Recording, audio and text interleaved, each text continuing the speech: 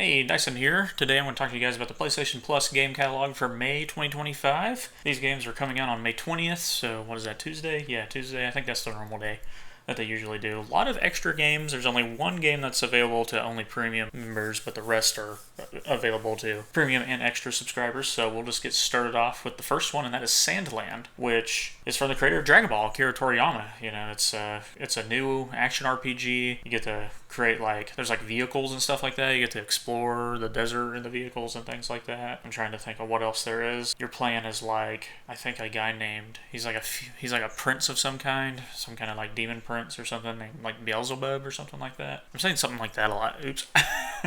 But yeah, he's got some other people with him, and just RPG, and it's in the style of Akira Toriyama. I wasn't really gonna initially play it just because it wasn't something I thought I was really gonna enjoy all that much, or just so many other games to play. But now that's coming to this, I'll probably try it out, and because all of us Dragon Ball fans, we miss old Akira Toriyama, so I'd like to try it out since it's something that he worked on, something he put his hands and hard work into. So I'd at least like to try it for that reason. And this is PS4 and PS5 version of the game, I believe, too. So, yeah, get to try that out. That'll be alright, I'm assuming. We'll see. I've never really even seen gameplay on it or anything like that. I used to see ads for it and stuff like that, probably just because Akira Toriyama and Dragon Ball, and I'm a big fan of that, so of course it would come across my feed. I mean, when I think of other games he's done artwork for, why did he do Dragon Quest, and he also did Chrono Trigger, which is freaking crazy. Did he do Trials games too? I don't remember if he did any of the Trials games. I know he did Dragon Quest for sure. His art style was used, and he did some of the art and stuff like that. So yeah, I'll try Sandland. Why not? Up next is a game called Soul Hackers 2 on the PS5. It's like a dark, supernatural game in a way, sci-fi, a neo-noir mystery, I think is what they call it. There's powers and stuff like that. I don't really know what type of game it is. I don't know if it's action or adventure or both. Maybe it's an action adventure game. I'm not sure. I haven't really looked a lot into these games. I'm trying to get this one done quickly because none of the games really seem super exciting for me. Honestly, May's game catalog's not very fancy. It's not going to get a pretty high rating from me at the end, probably just because I'm not really excited to try any of these games. I have looked into them somewhat.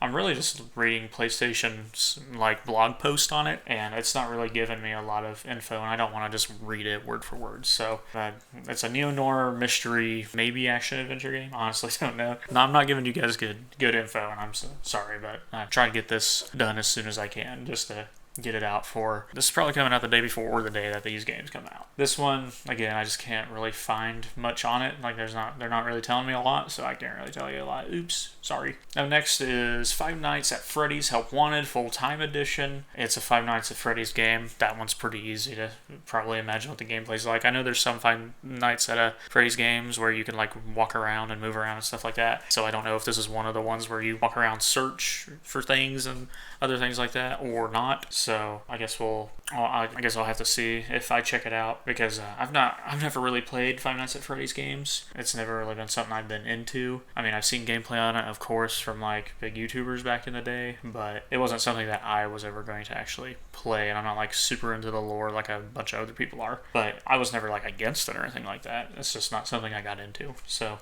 this is just even across the board so for me. I'm not excited, but I'm not disappointed to see it on here either.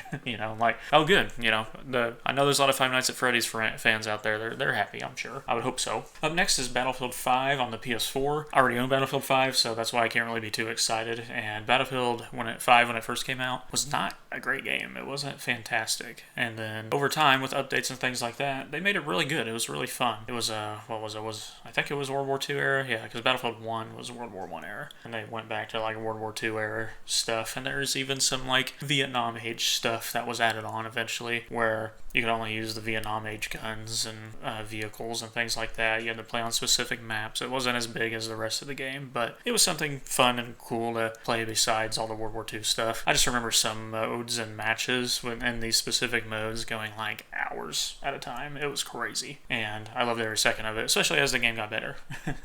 But me and my friend, who play a lot of Battlefield together, stuck it out early on. And then Battlefield 2042, I think we fell off sooner than we did Battlefield 5 somehow, because I think we reached like a certain level, and we were just like, okay, I think we just unlocked everything that was in the game, and we go back and try it out every once in a while. But it's been a while. Just waiting on another Battlefield. But Battlefield 5 is actually a pretty good one. It's one of the ones that I would honestly go back and play if any of my buddies wanted to play it, because, like I said, it just got really good. So this is helping the ranking at the end, but it's not going to be like a huge thing, because again, it's a PS4 game.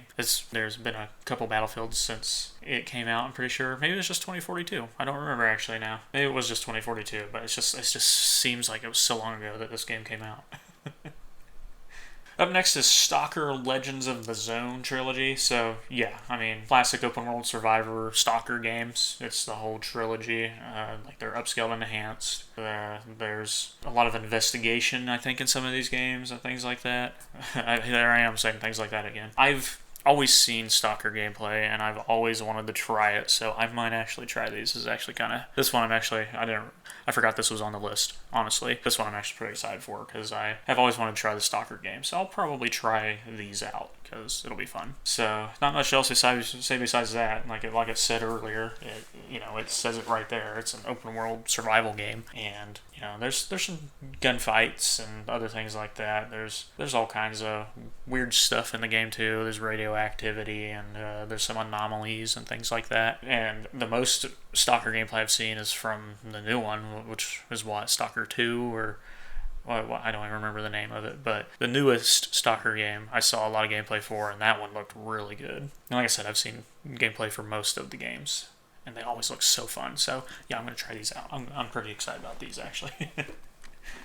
Up next is Grand Blue Fantasy vs. Rising. So, a fighting game set in the Grand Blue Fantasy, universe. So, they call it says here it's a delightful fighting game experience for beginners and veterans. So, that's cool. They can enjoy, like it says, newcomers can fully enjoy the intensity and thrills of one-on-one combat without needing to memorize complicated controls. Simple inputs can be used to perform skills. Oh, okay, yeah, I can see how new players would like that. I don't really do, like, simple control stuff. I'll learn combos and stuff like that, but I don't play a lot of fighting games, not like that style fighting game. I like fighting games that are like knock people out of the arena fighting games like Smash Brothers and things like that. But I'll play fighting games like this. My main one is Tekken. That's the one I like a lot. After that's probably Mortal Kombat, and then right after that's probably Street Fighter, and then I've played some, like, a little bit of Soul Calibur, and Soul Calibur was fun. But yeah, fighting game. I don't really have any friends that are Grand Blue fans, so this one I'll probably never try. I think this is PS4 and PS5 version of the game, by the way. So yeah, just not gonna try this one. But fighting games are cool and they're fun. So I hope there's people out there who are excited about it. So yay. Up next is a game called Humankind on the PS4 and PS5. So from what I just read, it actually sounds pretty cool, and I think of one of my friends who I think would really like this game, so I'm going to tell him about this as soon as I'm done recording this. So, it's a historical strategy game, so I wonder if it's like an RTS or not, but you rewrite the entire narrative of human history, and combining cultures, create crazy civilizations that are unique to your, way of playing the game and stuff like that. That sounds cool. I think, what does it say? Up to 60 historical cultures you can lead your people from the ancient to the modern age. Oh, that's cool. You can come across other historical events, take impactful moral decisions. Ooh, make scientific breakthroughs. Okay. Each battle in Humankind plays out a lot like a mini turn-based board game on top of an actual world map. Unstack your armies and command each of your units, including the emblematic units of your culture and their special abilities. So that's cool. Then you construct siege weapons to besiege and occupy cities. I do like siege stuff. That's fun. There's large battles. Dude, I don't know. It sounds pretty RTS to me, even though it says it's kind of like a board game, but that also kind of screams RTS to me in a way. So, I don't know if my friend would be into that style of game, but I'm definitely going to tell him about it just because it seems interesting. So, I'm going to have to watch some gameplay to really determine if it's something that I want to try, but I definitely know my friend will like it. So I guess we'll just go on to the next game. Next one is Story of Seasons: A Wonderful Life. That's a reimagined version of A Wonderful Life. It brings all the heart and charm of the original to a new generation. It sounds like a remaster or remake of some kind. From what I know of Story of Season games, it's pretty much just like a farming simulator. Almost, I don't know if it's Animal Crossing in a way, but maybe there's some aspects of it that are. But yeah, I know it's pretty much a simulation game, just nice, cozy, sweet, nice, fun time game. Cozy is the big part there. So Don't know if I ever try this one out, but you know, every once in a while I do want to sit down and just play like a cozy game. So I'll have to look at some stuff on it to see if it's a cozy game that I want to try out when I want to play a cozy game. So this one's neither added to the score or taken from the score. This is a neutral across the board just because it's probably something I'll try eventually if I want to. It's not something that I'm just be like, no, I'm not playing it. But it's not one I'm like, hell yeah, I'm playing this right now. No. So we'll see. I hope there's people out there who want to enjoy it and have a good time with it. And it says it's the PS5 version of the game, so that's cool. It's not just PS4 version, just straight up PS5 version. So it probably looks pretty good. So it might be a full remake. Last of the games for only extra subscribers, and also for premium subscribers, but like if you're only an extra member, you can get this game and not the one after this, and that is Gloomhaven Mercenaries Edition. So from what I know of Gloomhaven, I'm not even going to read the thing, and I'm going to see if I'm right. It's some kind of RPG. I know that. I'm not going to get close, I bet. So some kind of RPG. I wonder if it's turn-based, maybe. Is it like XCOM? Maybe I'm thinking it's like XCOM. I don't know. Screw it. I'm going to read it. Experience a tough tactical RPG. Okay. Oh, so is it like XCOM? Lead your band of mercenaries through an unforgiving land where every choice is crucial. Carve your way through terrifying dungeons, dreadful forests, and dark caves filled with horrific monsters to reap your rewards or die trying. Sell your sword to anyone who can afford it. May they be city officials or corrupt cultists. You are paid to get results and not ask questions. Where will you draw the line? Oh, okay. That actually sounds pretty fun. I like that. I mean, it says Mercenaries Edition, so that makes sense. Being a mercenary for whoever will, pay up the big bucks. That sounds good.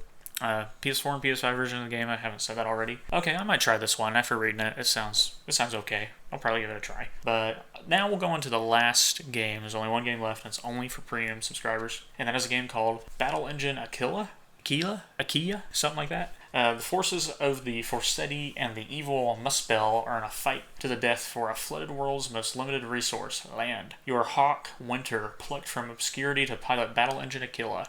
Airborne or on land, you'll harness Aquila's versatile mobility and awesome firepower in guiding legions of allies to victory. By commanding a device so powerful and advanced, your battlefront decisions will shape the direction of each engagement and ultimately the entire war. Okay, that makes me want to play it from the sound of it, but also I don't know how to say the name. And of course, it's an old style game, so I'm probably PS2 era game, like early PS2 era. I swear I've heard of it. I don't know, I've seen this mech before. Not in gameplay, but I've seen pictures of it. So maybe I've seen it in probably Game Informer magazine or something like that years ago. So I've seen this mech, robot, whatever thing before. So I've never played it. I don't think I've ever seen anyone ever play it. So I might check this one out just because it looks familiar in some way and I can't figure it out. Maybe if I play it, I'll remember. But I swear, it's probably, like I said, it's probably something I saw in a Game Informer magazine or something. And that is all the games. So I'm going to go ahead and do the rating because, and again, I didn't really talk a lot about any of them. They were just okay for the most part. So I'm going to rate this month's games I'll be nice. For the catalog itself, I'll do 7 out of 10. And the monthly games were pretty decent. So I'll say overall monthly games along with the catalog games for May, I'll say 7.5. So I wanted to go lower, but I actually ended up being excited about a couple of games after reading about them. So, or I would have went lower if I wasn't excited to, at least try them maybe. And none of these are really taken away. They're just, nothing's really adding a lot. So I can't say anything except for, I don't know, I feel like I did Soul Hackers 2 a bad rap. So sorry there if you're a big Soul Hackers fan or Soul Hackers 2 fan or whatever. So anyways, hope everyone enjoyed. Thanks everyone for watching. And toodaloo.